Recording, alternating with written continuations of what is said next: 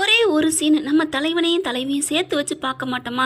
அட இல்லைங்க, ஒரே ஒரு சீனாவது இன்னைக்கு விஜய் காமிச்சிருக்கலாமே, காமிக்கவே இல்லையே, இன்னைக்கு தலைவியை காமிக்கலையே அப்படின்னு ஏங்கிக்கிட்டு இருந்த நமக்கெல்லாம் தலைவியும் தலைவனையும் சேர்த்து வச்சு அழகா சீன் வரைக்கும் எபிசோடு வரைக்கும் பார்க்கறது செம்மையாக இருக்குது அப்படின்னு நீங்களாம் நினச்சிங்கன்னா ஐ லவ் விஜய் காவேரின்னு காமெண்ட்ஸில் தெரிவிச்சிருங்க ஃப்ரெண்ட்ஸ். கூடவே நம்ம சேனலுக்கு ஒரு லைக்கை தட்டி ஆதரவு தெரிவிச்சிருங்க. வாங்க இப்போ நம்ம வீடியோக்குள்ளே போகலாம். சூப்பருங்க. அப்படியே எடுத்த சீனில் பார்த்தீங்கன்னா எப்பொழுதுமே நம்ம சொன்ன மாதிரி தான் இங்கே பார்த்தீங்கன்னா 2 பேரும் தனியாக வந்து ரூமுக்குள்ள நான் சொன்னேன் இல்லையா, 3 ஜோடி இல்லை, இந்த 2 ஜோடி சண்டை தான் போட்டுக்கிறதுங்க. ஆனால் செம்மைய சமாதானத்தோட காதலும் பொங்கி வழியிறது என்னமோ நம்ம காவேரியோட ஆற்றுல தாங்க. ஆமாங்க, விஜயும் காவேரியும் அவ்வளோ அழகாக பேசிக்கிறாங்க. இதை விட சீன்லாம் பார்த்துருக்கோம் தான், இருந்தாலும் ரொம்ப நாளைக்கு அப்புறம் இப்போ மறுபடியும் 2 பேரும் ஒன்று சேர்ந்துட்டு அவ்வளோ அழகாக தேங்க்ஸ் சொல்கிறாங்க. எதுக்கு தேங்க்ஸ் சொல்கிறேன்? இல்லை, நீங்கள் இந்த மாதிரி பத்திரத்தை கிறுக்கு அதெல்லாம் சொல்லாத, இது என்னோட கடமைமா அப்படின்னு சொல்லிட்டு அழகாக அப்படியே தோளில் சாச்சிக்கிறாங்க.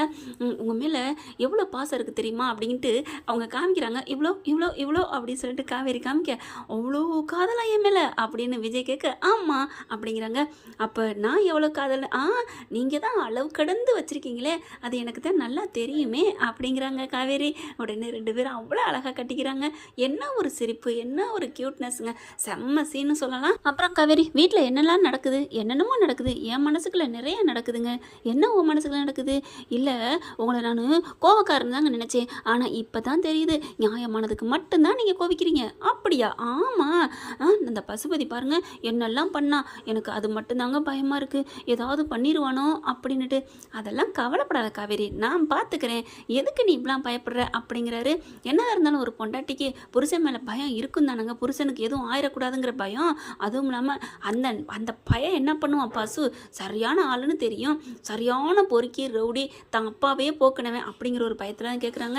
நீ இப்போ சந்தோஷமாக இருக்கியா, அதை மட்டும் சொல்லு. ஆமாம், இவ்வளோ சந்தோஷமாக இருக்கேன் அப்படின்னு கையை விரித்து காமிக்கிறாங்க. இது போதும், எப்போவுமே இந்த சந்தோஷம் உனக்கு நிலச்சிருக்கும், போதுமா அப்படிங்கிறாங்க.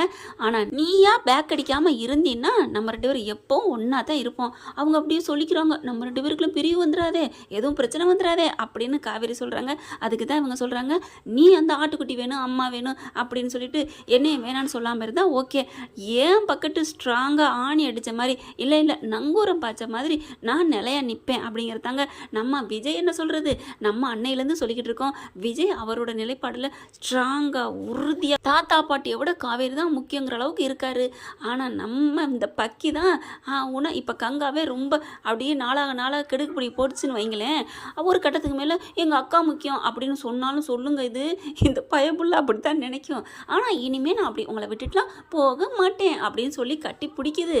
பார்க்கலாம் என்னென்ன பண்ண போகுதுன்னு. அம்மா இவ்வளோ சந்தோஷப்பட்டு நான் பார்த்ததே இல்லைங்க அப்படின்னு அம்மாவே தான் சேர்த்து வச்சு சொல்லுது காவேரி. எனக்கு ரொம்ப சந்தோஷமாக இருக்குது, ஆனால் நீங்கள் எவ்வளோ கஷ்டப்பட்டுட்டீங்க எங்களால் அப்படிங்கிறாங்க. விடு காவேரி, என்ன நான் கஷ்டப்பட்டுட்டேன்? நீ கல்யாணம் பண்ணிட்டு என் வீட்டுக்கு வந்தப்போ நம்ம வீட்டில் நீ எவ்வளோ கஷ்டப்பட்டுருக்க. அப்போ தாத்தா மட்டும்தான் உனக்கு சப்போர்ட்டிங்காக இருந்தாங்க, ஆனால் மற்ற எல்லாருமே உன் மேலே கோவத்தையும் பகைமையும் தான் காட்டினாங்க. நீ எவ்வளோ போராட்டத்துக்கு மத்தியில் அந்த வீட்டில் நீ இருந்திருக்க. ஏன் நானே உனக்கு ஆரம்பத்தில் அவ்வளோ கொடுமை பண்ணேன், அதுக்கப்புறம் விளையாட்டு சஸ்பென்ஸுங்கிற பேரில் உன்னை நான் டார்ச்சர் பண்ணி உன் மனசை நோக்கடிச்சிருக்கேன்.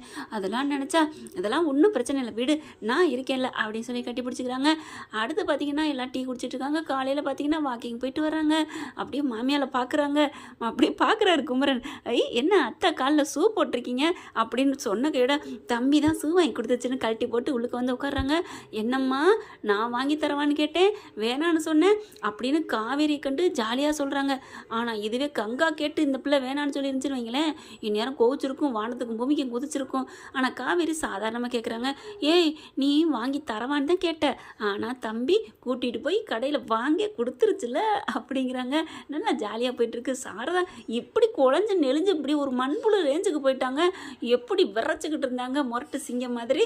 ரொம்ப ஜாலியாக போயிட்டுருக்கேல, ஆஸ்பத்திரிக்கு போகணுங்க, செக்கப் இருக்குல்ல அப்படிங்கிறாங்க. ஆமாம்ல 20வது வாரம் செக்கப் போகணுமே அப்படிங்கல அப்படியே விஜயோட முகம் அப்படியே போகுதுங்க, சுருங்கி போகுதுங்க. அவங்க எப்படி காவேரி ஃபால்ஸ் மாதிரி கொட்டும் அப்படின்னு சொல்லுவாங்க இல்லையா சந்தோஷத்தை, இவர் சந்தோஷம் அப்படியே சுருங்கி போயிடுது. பார்க்குறாங்க, சாரதை கவனிச்சுக்கிறாங்க. ஆமாம்ல அப்போ கங்காவுக்கும் சேர்த்து எடுக்கணுமே, அவளுக்கு இதே தானே அப்படிங்கிறாங்க. வேணாம் நான் தனியாக பண்ணிக்கிறேன் அப்படின்னு சொல்லுது. ஏக்கா விடுக்கா, எல்லோரும் ஒன்றா போய் எடுப்போம் அப்படின்னு எல்லாரும் சொன்னோன்னே சமாதானம் ஆயிக்கிறது கங்கா பிள்ளை. ஆனால் விஜய் மட்டும் மட்டும் இப்படி சோகமாக இருக்காரு. அடுத்து முடிஞ்ச கையோட வெளியில் போயிட்டு சாரதா கிடுக்குப்படியாக போட்டு கேட்குறாங்க, என்ன தம்பி ஒரு மாதிரி இருக்கீங்க, சொல்லுங்கள் சொல்லுங்கள் அப்படின்னு கேட்குறாங்க. இல்லை அத்தை, அதுக்கு அம்மா போட்டுருந்துச்சு இல்லையா காவேரிக்கு? ஆமாம், அப்போ நான் ஸ்கேன் பண்ணி பார்த்தேன்ல, அப்போ தான் டாக்டர் சொன்னாங்க இந்த மாதிரி எது வேணாலும் நடக்கலாம், இப்போதைக்கு ஒன்றும் தெரியாது, 20வது வார ஸ்கேனில் தான் தெரியும், ஏன்னா அவளுக்கு அம்மா போட்டிருக்கு இல்லையா அப்படின்னு டாக்டர் சொன்னாங்க. அதான் எனக்கு பயமாக இருக்கு அத்தை அப்படிங்கிறாங்க. நீங்கள் கவலையே படாதீங்க தம்பி, ஏன்னா நீங்கள் 2 பேருக்குள்ள இப்படி ஒரு பிரச்சனை நடந்துட்டு இருந்துச்சு பார்த்தீங்களா, அப்போ நான் அந்த அம்மனுக்கிட்ட வேண்டிக்கிட்டேன், அவள் தான் உங்களுக்கு இப்போ பிரச்சனையை முடிச்சு கொடுத்துருக்கா. அப்போ சாரதா வந்து ஏதாவது இந்த பிரச்சனைக்கு முடிவு கொடுன்னு வேண்டியிருக்கு பார்த்தீங்களா, நம்ம முன்னாடி சண்டை போட்டாலும் அதே மாதிரி தான் இப்போவும் சொல்லுது, உங்கள் பிரச்சனைக்காக நான் வேண்டுறீங்க, உங்களுக்கு சரியாயிரும் அப்படின்னு வேண்டிக்கிறாங்க. பார்க்குறாரு விஜய், ஒன்றும் பண்ண முடியலை. அடுத்து பார்த்தீங்கன்னா கிளம்புறாங்க ஸ்கேன் பண்ணுறதுக்கு. எல்லாரும் கிளம்புறாங்க, கங்கா, காவேரி, குமரன், விஜய் 4 பேருமே கிளம்புறாங்க. ஸ்கேனுக்கும் போயிடுறாங்க. வாங்க வாங்க அப்படின்னு சொல்லிட்டு ஃபஸ்ட்டு கங்காவுக்கே பண்ணிடுங்க அப்படிங்கிறாங்க காவேரி. அப்படியே பார்க்குது, ஏன்னா கங்காவோட மனசை புரிஞ்சுக்கிட்டாங்க இல்லையா காவேரி, அதனால கங்கா டெஸ்ட் பண்ணி பார்க்குறாங்க. எல்லாமே நல்லா இருக்குது, குழந்தை வளர்ச்சி சூப்பராக இருக்குது அப்படிங்கிறாங்க. 5 மாதம் ஆயிடுச்சு, 2 பேருக்கும் சேப்பாக்க கிரிக்கெட் மாதிரி, கிரிக்கெட் கிரவுண்டு மாதிரி அப்படியே பிளேயிங்காக இருக்குது, வலுவலுண்டு. ஆனால் இப்போவே இன்னும் கொஞ்சம் நாளில் வளகாப்பு வைக்க போகிறாங்களாம், அப்போ மட்டும் வயிறம் எடுத்துட்டுவாங்கன்னு நினைக்கிறோம். சரி, கதைக்கு கால் இல்லைல்ல, கேட்போம், அப்புறம் என்ன பண்ணுறது. அடுத்து பார்த்தா கங்காவுக்கு நல்லபடியாக முடிஞ்சிருதுங்க. அடுத்து காவேரி ஊட்டி போகிறாங்க. காவேரி அப்படியே போகையில் ஒரு மாதிரி ஆகுறாரு விஜய் முகம் வாடுறத அப்படியே பார்க்குறாங்க சாரதா. நல்லா தெரியுது, நீங்கள் கவலைப்படாதீங்க தம்பி, ஒன்றும் ஆகாது, அந்த ஆத்தா இருக்கா, நீங்கள் கவலையே படாதீங்க அப்படிங்கிறாங்க. ஆனால் கேட்குறாங்க, உனக்கு பொம்பளை பிள்ளை வேணுமா ஆம்பளை பிள்ளை வேணுமான்ட்டு. நல்ல வேலை சாரதா எனக்கு ஆம்பளை பிள்ளை வேணும், அதுவும் காவேரி வயிற்றுல வேணும்னு சொல்லியிருந்துச்சுன்னா அப்படித்தான் கங்கா சும்மாவே ஆடுது. நிறைய இடத்துல நிறைய வீட்டில் இப்படி தாங்க இருக்கிறாங்க, இப்படி கோபமாக இருக்கிறவங்களுக்கு பயப்படுறதுக்கும் இருக்கிறாங்க தான். எங்கள் வீட்டிலாம் கோபம் தாங்க எல்லாருமே. அடுத்து பார்த்தா ஸ்கேன் பண்ணுறாங்களா, காவேரிக்கு பண்ணிக்கிட்டே இருக்கையில் கரெக்டாக பார்த்தா குழந்தைக்கு எப்படியும் டாக்டர் ஒரு மாதிரியாக முகத்தை ரியாக்ஷன் கொடுக்க, விஜய்க்கு ஒரு மாதிரி ஆகுது, எல்லாரும் ஒரு மாதிரியாக, எல்லாருன்னா வெளியில் அப்படி இது படம் பார்க்குறாங்க இல்லையா, அது அப்படி 4 பேருக்கு ஒரு மாதிரி ஆகுது. விஜய்க்கு என்ன பண்ணுறதுன்னு தெரியல. சாரதா மட்டும் கடவுளை ஆத்தா அம்மா அம்மா மகமாயின்னு வேண்டிக்கிட்டு இருக்காங்க. எல்லாம் பண்ணி முடிக்கிறாங்களா, பார்த்து முடிச்சோன்னே இங்கே பாருங்கள் உங்கள் குழந்தையோட கையசைவு காலைசைவு எல்லாம் இருக்குது, எல்லாத்தையும் பாருங்கள் அப்படிங்கிறாங்க. சூப்பர் மேடம், தேங்க்யூ மேடம் அப்படிங்கிறாங்க. நீங்கள் பயப்படாதீங்க அப்படி சொல்லி செக்கப்லாம் முடிச்சிடுறாங்க. நீங்கள் எந்த கவலையும் பட வேணாம், உங்கள் குழந்தை சூப்பராக இருக்காங்க அப்படின்னு சொன்னோன்னே, என்ன மேடம் குழந்தைக்கெல்லாம் மரியாதை கொடுக்குறீங்க? மரியாதை கொடுக்குறேண்ணா, நான் நார்மலாக தானே சொன்னேன் அப்படின்னு டாக்டர் சொல்கிறாங்க. ஆமாம், சூப்பராக உங்கள் குழந்தைங்க இருக்காங்க அப்படின்னு சொல்கிறீங்கல்ல, ஆமாம் இருக்காங்கன்னு தானே சொல்லணும், என்ன மேடம் குழப்புறீங்க அப்படிங்கிறாங்க. 4 பேருமே இப்படி பார்க்குறாங்க. காவேரி எந்திரிச்சு வந்து உட்காந்துடுறாங்க. காவேரி மேடம் வாழ்த்துக்கள், விஜய் சார் வாழ்த்துக்கள் அப்படிங்கிறாங்க. என்ன புதுசாக சொல்கிறீங்க? ஆமாம், உங்கள் வயிற்றில் உங்கள் பொண்டாட்டியோட வயிற்றில் வளர்றது ரெட்டை குழந்தைங்க அப்படின்னு சொல்கிறாங்க. என்னது ரெட்டை குழந்தையா? ஆமாம், ட்வின்ஸு தான் வளருது, அழகாக இருக்குது, 2 பேருமே நல்லா ஆரோக்கியமாக இருக்காங்க அப்படிங்கிறாங்க. டாக்டர் நிஜமாவா அப்படிங்கல. சாரதா என்ன பண்ணுது, ஆம்பளை பிள்ளையா பொம்பளை பிள்ளையா அப்படின்னு கேட்குறாங்க. ஏங்க அதெல்லாம் நாங்கள் சொல்லக்கூடாதுங்க, அது தப்பு, இந்த மாதிரி கேட்குறது கூட தப்பு, வாயில் அடிச்சுக்கோங்க அப்படிங்கிறாங்க. இல்லைங்க ஆசையில் கேட்டுட்டேன், மற்றபடி வேறு எந்த எண்ணத்துலையும் கேட்கல, நீங்கள் ஆசையில் கேட்குறீங்க, ஆனால் மற்றவங்க வேறு எண்ணத்தில் கேட்கலாம் இல்லையா, அதனால அதை கழுவிடுங்க அந்த வாயை, வேணவே வேணாம், ரெட்டை குழந்தை அது மட்டும் சொல்லுவோம், எந்த குழந்தை பிறந்தாலும் நம்மளோட சொத்து பொக்கிஷம் அப்படின்னு வளர்க்கணும் அப்படிங்கிறாங்க. உடனே விஜய், மேடம் என்ன மேடம், என் பொக்கிஷம் வைக்க போகிற பொக்கிஷம் திரவியம் ஓவியம் அதெல்லாம் நான் எப்படி தாங்குவேன், ரெட்டு குழந்தையா அப்படின்னு சொல்லிட்டு காவேரி அப்படின்னு தூக்கிடுறாரு. அப்படியே தூக்கிட்டு ஐயோ விடுங்க அப்படின்னு சொல்கிறாங்க. அதுக்கப்புறம் பார்த்தா டாக்டர் அப்படின்னு சொல்லிட்டு டாக்டரை தூக்க போகிறாங்க. குமரன் உடனே ஐயோ விஜய் பிரதர் அவங்க டாக்டரு, டாக்டர் இருந்தனா யாராக இருந்தேன்னு நல்ல செய்தி சொல்லியிருக்காங்க அப்படின்னு வானத்துக்கும் பூமிக்கு குதிக்கிறாங்க. சாரதாவிலேருந்து எல்லாம் குமரனுக்கு அவ்வளோ சந்தோஷம். காவேரி அப்படின்னு சொல்லிட்டு கங்கா பார்க்குறாங்க. சந்தோஷண்டி அப்படிங்கிறாங்க. அவங்களுக்கும் அக்கா தானே, என்னதான் இருந்தாலும் அப்பப்போ கொஞ்சம் பாசம் வரத்தானே செய்யும். பரவாயில்லடி, எனக்கு பின்னாடி வந்துட்டு என்னை விட 2 குழந்தை பெக்க போகிற அக்கா, என்னக்கா இது கடவுளாக கொடுக்குறதுக்கா? கடவுளாக கொடுக்குறதா, என்ன பண்ணுறது அப்படிங்கிறாங்க. சரிங்க பிள்ளைங்களுக்கு இதை மாத்திரையில் கொடுங்கன்னு தனித்தனியாக எழுதி கொடுத்துட்றாங்க. ரொம்ப சந்தோஷப்படுறாங்க. பார்க்குறாரு விஜய், கடவுளாக கொடுத்ததா காவேரி அப்படிங்கிறாரு. ஆமாம் கடவுள் கொடுத்ததா, கடவுளாடி கொடுத்தது, இங்கே வா அப்படின்னு சொல்லிட்டு தனியாக கூட்டிகிட்டு போயிடுறாங்க. என்ன மாமா என்ன ஒழுங்கா இப்போ நான் கேட்குற கேள்விக்கு பதில் சொல்கிறேன் அப்படிங்கிறாங்க. என்ன பதில் சொல்லுங்க அப்படிங்கிறாங்களா. இது கடவுள் கொடுத்ததா இல்லை அப்படின்னு தன்னோட காலரை தூக்கி விட்டுட்டு இந்த மாமா கொடுத்ததா அப்படிங்கிறாங்க. கடவுள் தான் கொடுத்தாரு, இதில் என்ன டவுட்டு அப்படின்னு சொன்ன கையோட விஜய் பார்க்குறாங்க. ஓ, அப்போ கடவுள் கொடுத்ததா அப்படின்னா நான் போகிறேன்னு சொல்ல போகிறாங்க. சாரதா வந்துடுறாங்க. தம்பி என்ன அப்படின்னு சொல்லிட்டு இருக்காங்களா. காவேரி போகிறேன்னு சொல்ல போகிற விஜய் கையை பிடிச்சி இழுக்க போகிறாங்க. அத்தையை பார்த்து அம்மாவை பார்த்தோன்னே டக்குன்னு கையை விட்டுறாங்க.